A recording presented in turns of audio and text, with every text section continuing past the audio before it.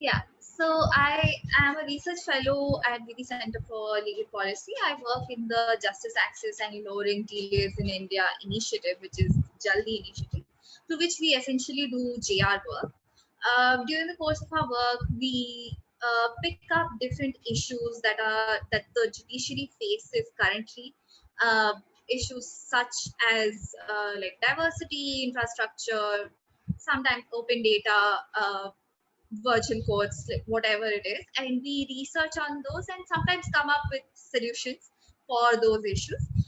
This project, Taika, do you want to start sharing?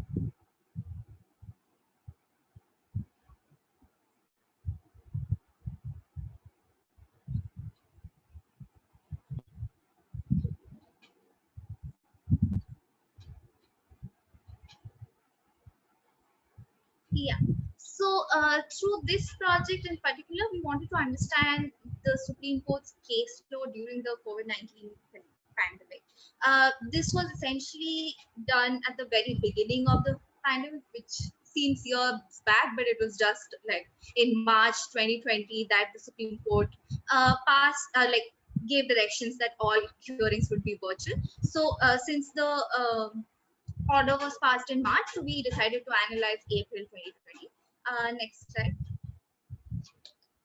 So essentially, like judicial systems across the world responded differently to the pandemic. Like some shut down completely. I think Dubai courts were the one which completely shut down.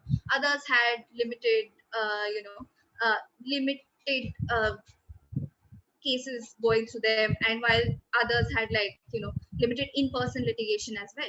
The Supreme Court of India decided to utilize the digital infrastructure created under the eCourts project and mandated virtual hearings of urgent matters through video conferencing. Now, this was done through a circular published on 26th March 2020. Through this project, we essentially wanted to understand the impact of mandatory virtual hearings and listing of urgent matters and how that affected the workload of the Supreme Court. We thought this was extremely necessary because, from what we can see, the legal community is more or less moving towards virtual courts as part of its future. And even if not completely, at the very least, after the pandemic even ends, we might have a hybrid system in place.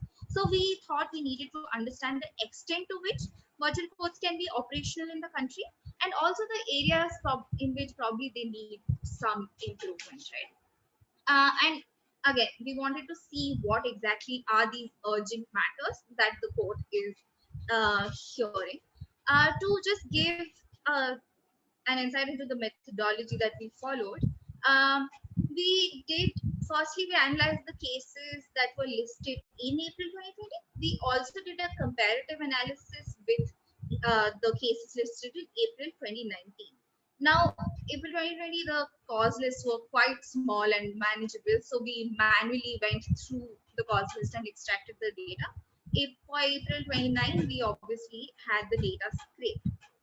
And then further, this data was segregated into under the following date of listing, case type, stage, bench dealing with the case, number of actual cases, and connected matters.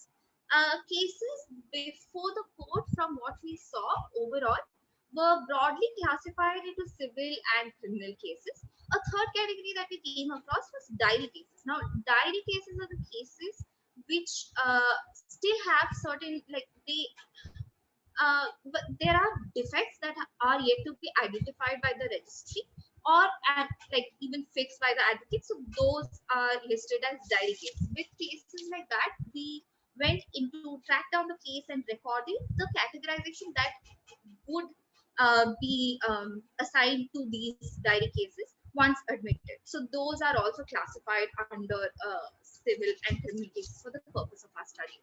Um, to give us overview of the data set. Um, Again, cases before the Supreme Court are listed under a regular list or a miscellaneous list. Regular matters are those matters which have been admitted for hearing. So, like a day-to-day hearing or whatever, like where dates are being given for that case. All those cases are deemed regular cases. Almost everything else comes under the miscellaneous cases category. For April 2020, the total number of working days for the court were 14 days. The total number of miscellaneous cause lists that we found were again 14, and miscellaneous supplementary cause lists were 6. For April 2019, sorry, just on. Yeah, for April 2019, the total number of working days were 90. Miscellaneous main cause list again 90. Miscellaneous supplementary cause list also 90. Regular main cause list for 8, and regular supplementary cause list for 5. So during the course of the pandemic, like because the court was only hearing urgent matters, there was no regular cause list for April 2020. Yeah, to take us further into the data set itself and our observations from the same, I would like Tarika will take it from here. Shreya, just one question. Some of our audience might not be very clear with like what is the difference between these different cause lists or like supplementary cause lists. If you could just explain that a little bit, that would be useful.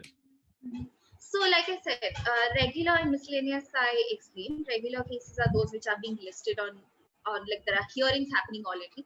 Miscellaneous is almost everything else. Now, the main cause list is essentially a cause list that has been pre-planned for that day. So, like maybe like in the morning or like previous day, and supplementary cause lists are the ones that are being listed at the last minute because of some sort of request by an advocate or some sort of urgency that has come up in the matter, right? So the advocate comes before the court asking for a date on the same day. So that's when a supplementary cause list is made.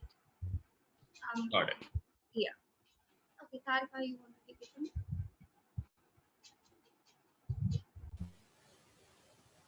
Hello.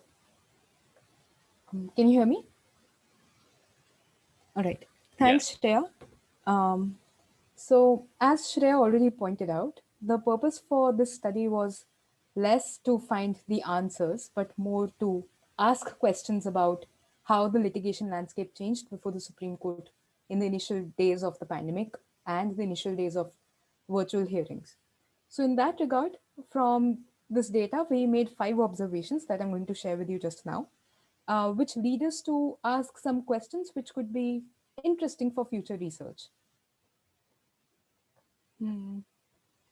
So the first observation that we made was that during this period, the criminal litigation seemed to have shot up in the Supreme Court as compared to the civil litigation in the previous year. So to evidence this, we look at the data.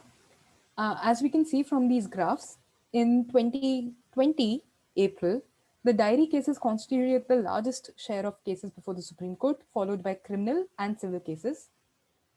In comparison, in April 2019, the civil cases, followed by diary cases, followed by criminal cases, was the proportion of cases listed before the Supreme Court in April. However, this data is meaningless because we don't know whether diary cases were civil or criminal. So as Shreya already mentioned, we deep dived and bifurcated these diary cases into civil and criminal based on what we found on opening those cases. And we found that civil cases continued to be the largest share in 2020. However, the ratio by which they were the largest share had changed. So while civil cases constituted 58% of all the cases before the Supreme Court in April 2020, there was a 13% drop compared to the last year. Whereas in criminal cases, there was an increase of 12% in April 2020 compared to April 2019. Further, if we look at the case types of which were listed before the Supreme Court, we see that SLPs were the largest share of cases before the Supreme Court in April 2020. However, the civil SLPs had dropped by a drastic 36% compared to 2019, whereas criminal SLPs had increased by about 6% in 2020. So even when we spoke to lawyers practicing in the Supreme Court, there was a perceptible conclusion that criminal cases are being heard more as urgent cases before the Supreme Court. So now this leads us to question why the criminal cases are considered more urgent compared to civil cases. Some of the obvious explanations that we could think of back then was that there is a push for bail applications due to the fear of transmission in prisons. And secondly, litigants are finding it difficult to approach the district cases and district courts and high courts for their trials, and hence they're approaching the Supreme Court directly for a more expeditious hearing of their matters. The second and the third observation that we made from this data was that of all the diary cases, 60% of all the diary cases were civil writ petitions. As some of you might already know, civil writ petitions are basically actions initiated by citizens against state actions. So that leads us to question what was happening during this time that compelled citizens to move against the government uh, in larger numbers compared to previous years during this time. Um, Secondly, we see that compared to 2019, where only 0.03% of all cases were suo motu petitions by the Supreme Court, in April 2020, 1.4% of the cases that were listed before the Supreme Court were suo motu actions. Suo motu actions are basically petitions that are introduced by the Supreme Court on its own volition to intervene in existing circumstances. So it goes to show that the Supreme Court was proactively intervening to maintain law and order in public affairs. The fourth observation that we made was that compared to previous year, where 0.4% of the listed matters were only at the judgment stage, in 2020, 16% of the cases that were listed before the Supreme Court were at the judgment stage, which makes us wonder whether the fact that the judges were not coming to court in person gave them the more time, gave them the necessary time to write down the lengthy reasoned orders and pronounce more judgments compared to previous year.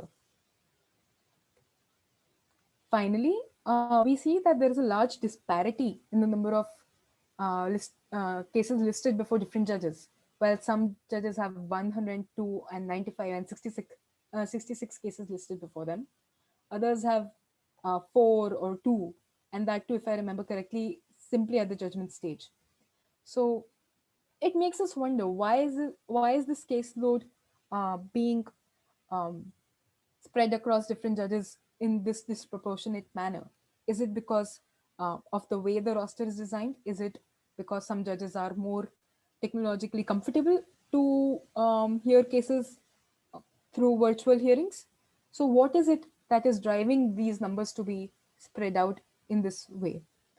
So, these were some of the observations that we made and the questions that we could think of from this data set.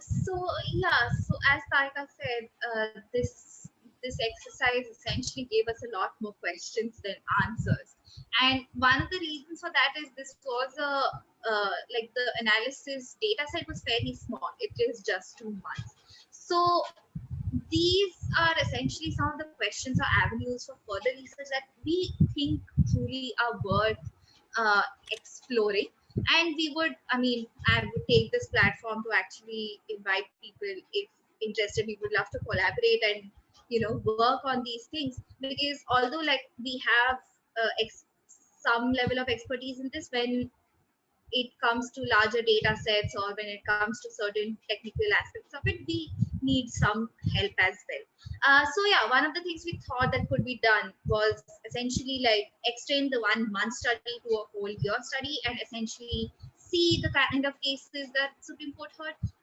While we got a overall sense of what kind of cases were urgent for the Supreme Court, we don't really know if that is what continued to happen through the year or was it like specific to that one month, right? Another thing is the Supreme Court directed all three tiers of the judiciary to go into virtual hearing modes, right? So we don't know how urgent matters were interpreted by, say, the high courts, low courts, or even like within different high courts or like even low courts within one state, right? We don't really have data currently to know how they interpreted it. And then finally, of course, as we were saying, like more or less, we will be moving into a hybrid courtroom structure as the pandemic has shown. So a deep dive into the technology integration with different courts is something that we think is worth exploring. So with that, we are done. And would like thank you so much for listening to us. And if there are whatever questions, we can go into the discussion. Thank you so much, Shreya and Tarika. If you guys have any questions, please feel free to unmute yourself and ask it right now. And Shreya and Tarika would be happy to answer them. Yeah, I can see a hand from DJ Tejas. Yeah, can you can unmute yourself and ask the question. Yeah, hello. I just wanted to know, did you guys run any mathematical or statistic tests on the data sets you took for the data analysis? Yeah, Yeah, so sure. we did basic analysis that we know on Excel essentially, and with like especially for the data that was scraped for April 2019, we already got like a cleaner form of the data because we had like a person who has expertise to work with data, and he joined us and like he helped us with scraping the data. So yeah. Right, thank you.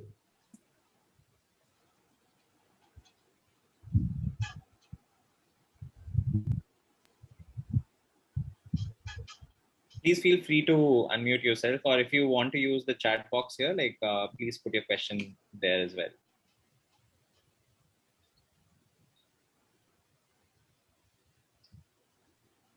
While the audience asks the question, I have a question for you, Shreya and Tarika both.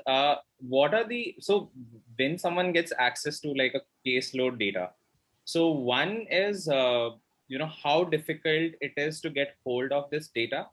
And one is the data analysis that you have done. Apart from that, what are the other angles or other stories that one should like look for in this data? What can it really reveal about the way something is functioning? Yeah, Sarika, do you want to take it? Yeah.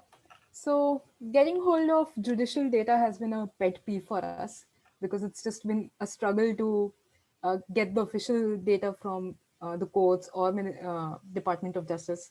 So what we generally do is we have Satishwar doing the data scraping for us generally.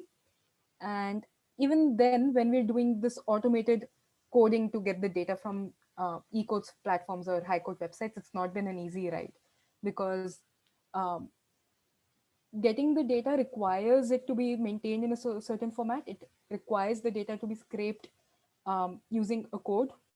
But because of the way that courts maintain data, there is no standardization. Different courts have different practices. The nomenclatures are different. Sometimes there are clerical errors, there are grammatical errors, which make it very difficult to do an automated scraping of the data. And we have to manually sit and clean each and every entry and verify each and every entry, which takes weeks of painful work. So getting hand of this pendency and caseload data is very difficult. Cleaning it is even worse. And when it comes to analysis, as Shreya and I are both lawyers, we generally take the help of statisticians to get the numbers right. But I think it requires a certain amount of experience to understand what are the facts that are driving these numbers, what are the reasons driving these numbers. So it's it's a process in itself. Yeah, and with like this project in particular, so essentially we were taking out cause list and scraping information off cause list to see like what are the case types and things like that. And it was just Supreme Court, right? What we were informed is that different courtrooms inside the Supreme Court might not be maintaining data in the same form. Like your so the format of the cause list itself is not even uniform across courts, and they also sometimes get judges names wrong. So essentially it's that because multiple people are sitting and entering data, and so then that leads to different formats. So like this standardization has been like an issue. And another thing that happened actually during when we were scraping data for the Supreme Court was that they changed the captcha format. So while the code had been written for a certain captcha format, that thing changed halfway through, so we had to redo the whole process because like the code writing had to be redone. So these are like yeah. Yeah, of course. Please unmute yourself. So, sorry, sir, please complete your statement.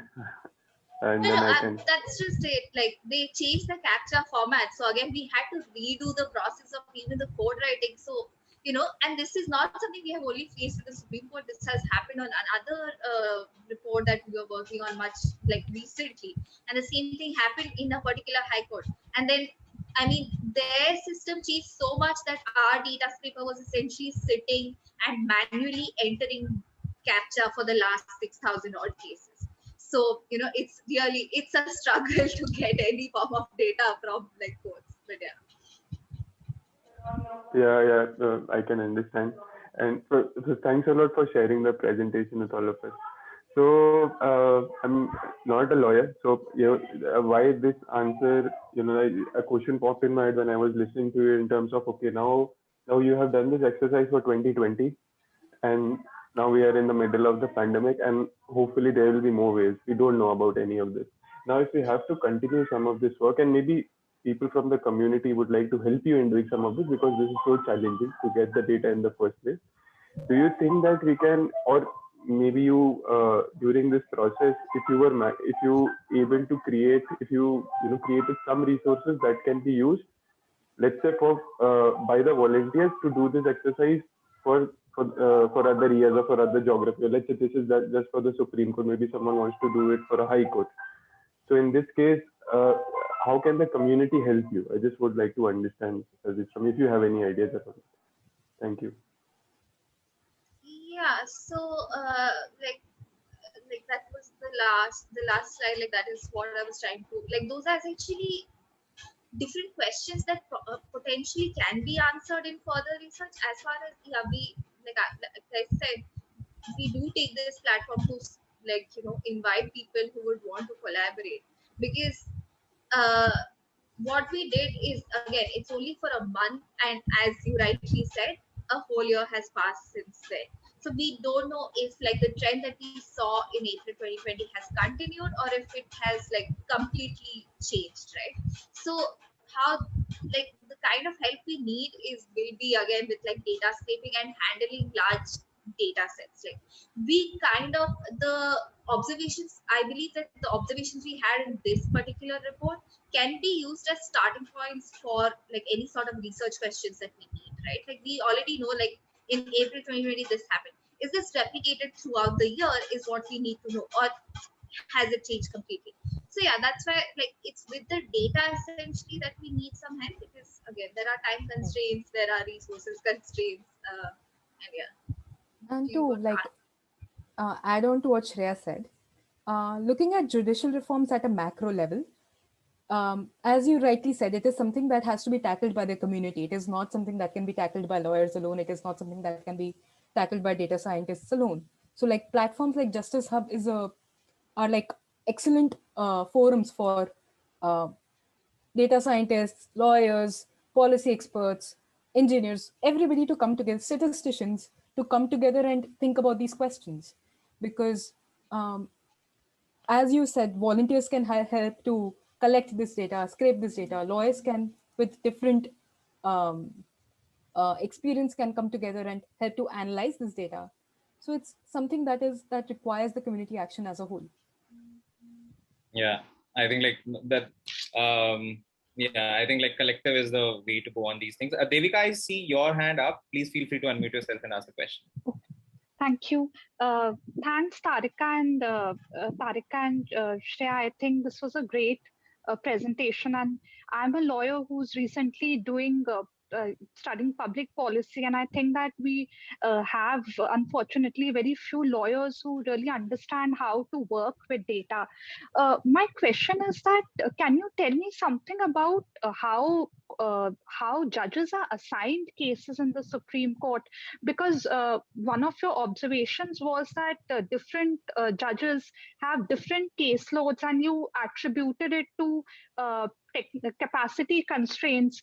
So my question is that can judges select how many cases they want to hear, or is it something that is randomly assigned to them? Thanks. Thanks, Devika.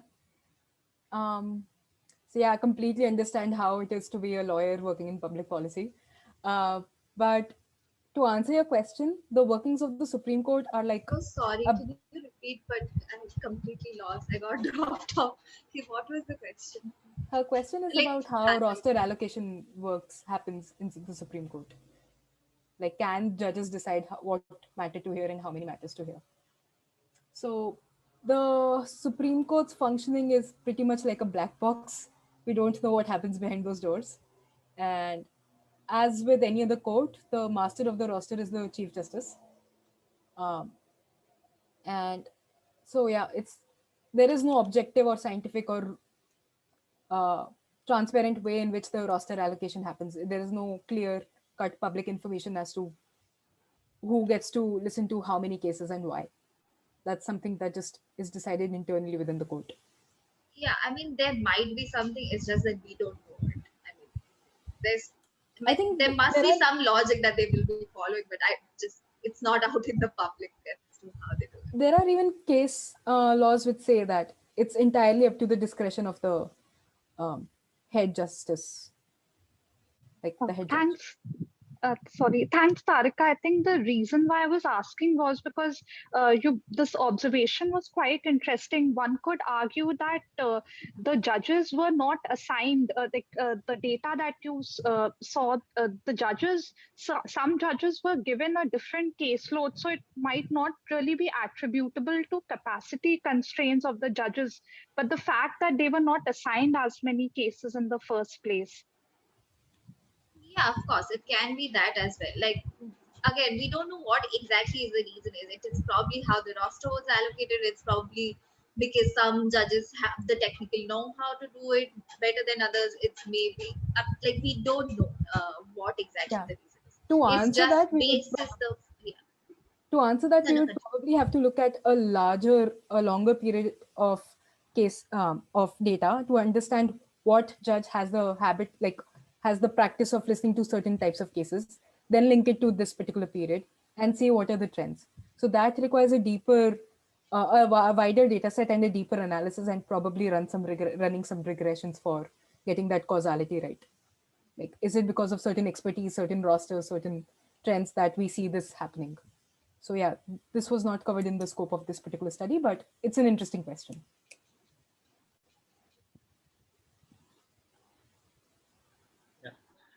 Just extending the line of thought here, what are some of the popular hypotheses that people who are working on quantitative side of like legal analysis really look for during when they are analyzing case law data? If you guys have any sense of like what are those popular hypotheses that people test for?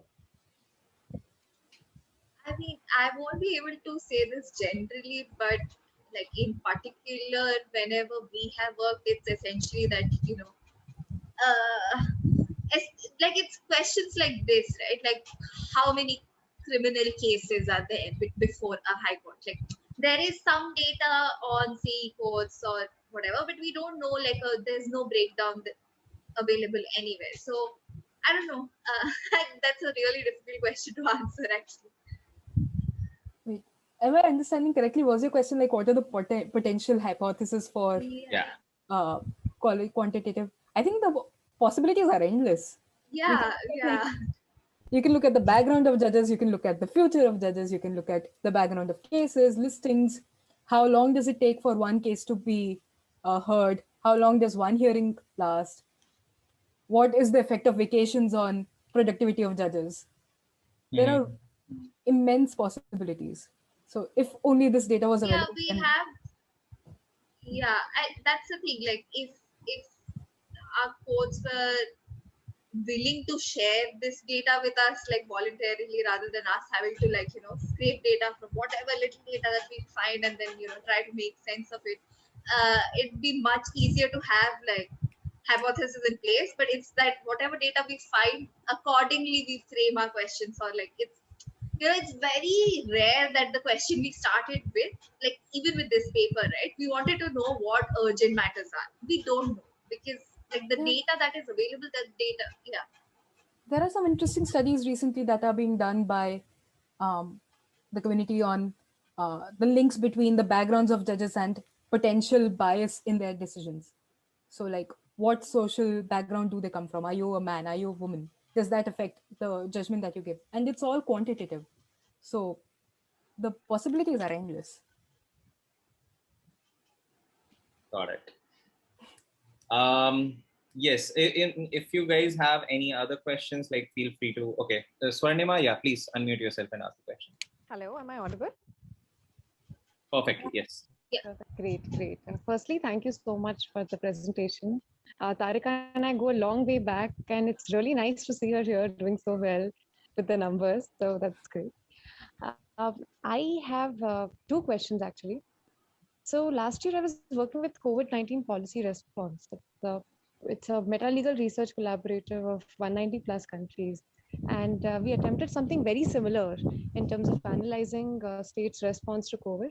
And a part of that included understanding the judiciary's response to COVID. So my brief stint with them actually, I had quite a few takeaways, and two questions emanate from that. So the first is that I noticed that around April 2020, when the lockdown was just gaining traction, a lot of transfer petitions were coming up. And I think the Supreme Court was flooded with a lot of them. So I wanted to know if the trend continued and what was its impact on the judicial system in general. And secondly, uh, looking at 1 year of COVID, I just wanted to know that did the Supreme Court, or did the judges come up with a certain system where only a set of judges were handling COVID specific cases, because it's a very niche area and we have been dealing with such cases for a long time now. So did you see or notice any pattern where judges were, a certain set of judges were assigned to cases which need technical assistance or technical know-how with regard to COVID? Thank you. Hi, Swarnima. It's really great to hear from you again after all this time. But unfortunately, I don't have answers to your questions right now.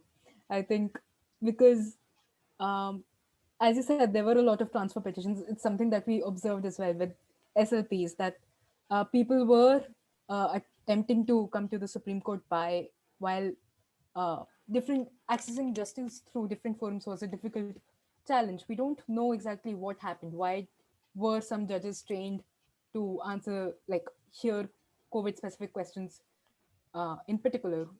Did certain judges focus on certain case types? We really don't know that. There is nothing that we could have observed uh, during this time without actively scraping data and analyzing it with that particular intent. So I'm really there is little that we can help you right now with. I think that's great, because then I think it opens up a new line of research, or probably we can deep dive and understand this a little more, and that just opens Definitely. gates to yeah. Definitely. They're all important questions. Yeah. There is one question from Mr. Rama Mohan. There are certain websites like SSC Online and Manupatra that have come up with legal analytics. That is data on judges, a judge preceding case outcomes, number of case adjudged. Have you guys thought of using these data sets also as part of your study? Yeah, that's actually, yeah. So till now, whenever we have gone about doing a project, we have tried to like get as much data from the source itself, because at the end of the day, we do believe like it's what how much ever data they have, it's the Supreme Court website that's the most authentic source of that information, right? So whenever we go about it, we try to stick to the Supreme Court or High Court websites. As we are spanning into more high courts, I mean, we are facing more issues. So we will probably start looking into these other resources. But as of now, we have it. But yeah, that's a very interesting point that we can, like, these are sources that we can go into. Yeah. And I personally haven't looked at these data sets, but Yeah. if they have the right metadata, if they have the right data dictionary, as I've learned over the years, then there is no reason for us to not at least use this data for verification purposes, for checking the validity of our findings. So yeah, I think it's a good exercise for researchers to build up data sets and use each other's studies and research, like And data. host that data set on Justice Hub, right? Like where else would Yeah, you host? of course. Yes, of Yeah, course. obviously. Great. If you guys have any other question, like please feel free to unmute yourself or put it onto the chat box and we'll take it up.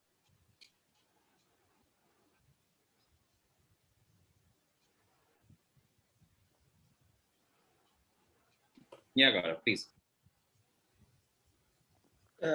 Great work, Shreya, Tarika. This is really inspiring. Uh, and I understand all the challenges you have been facing with the coach data, and especially with e-codes and these captchas, etc. I think it's a common issue which we all face, whoever is looking into coach data in India. How do you see the e-codes phase 3 vision document? Do you see some of the gaps you faced while doing this research? Is the phase document, is the vision document trying to address some of those? What are your recommendations on that part? I haven't really gone through the entire document. Like I have read parts of it, but I do not have a proper answer to this. But what I can say is that so from what my understanding of e-codes or what it should be, what my understanding of what it should be is that if you're trying to actually create a platform where you have all data from all high codes or all codes, again there has to be standardization. If there are like 3 codes ka data and all 3 are different, then it does not really help us, right?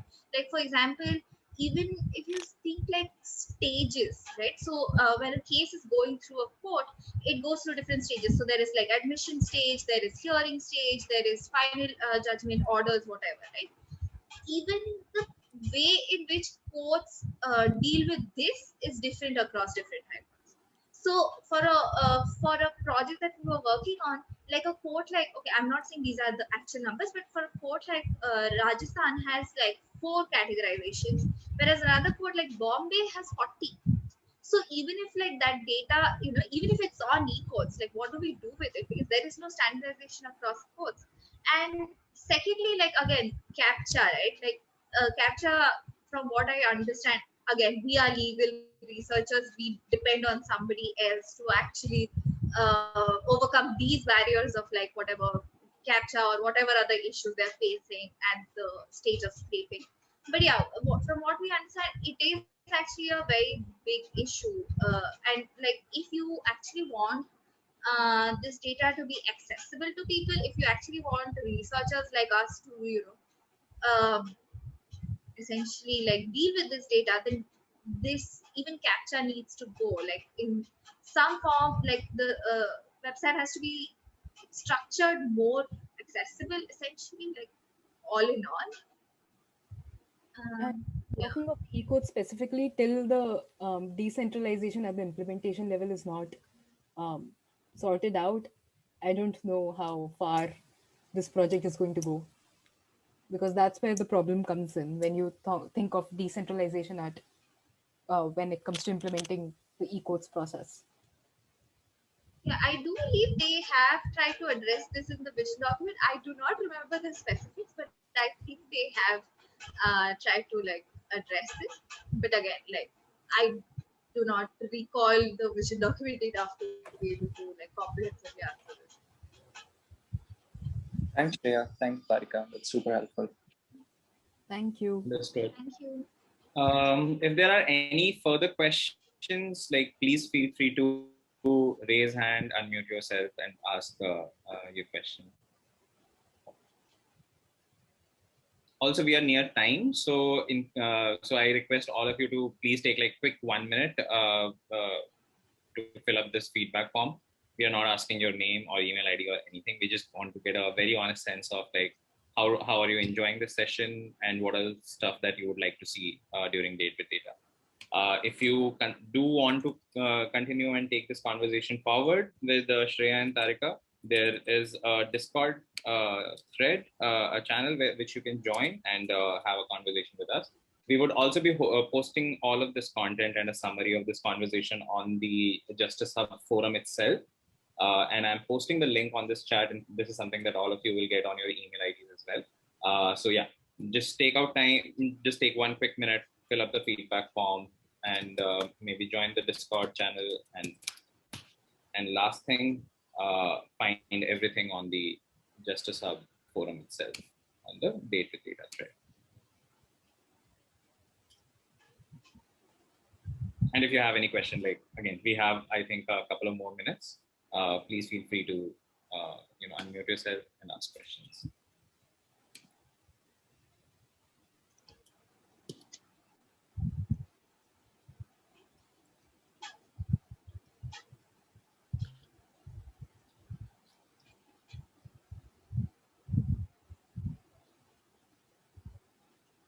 All right, I think there are no further questions and we can probably call it a day then.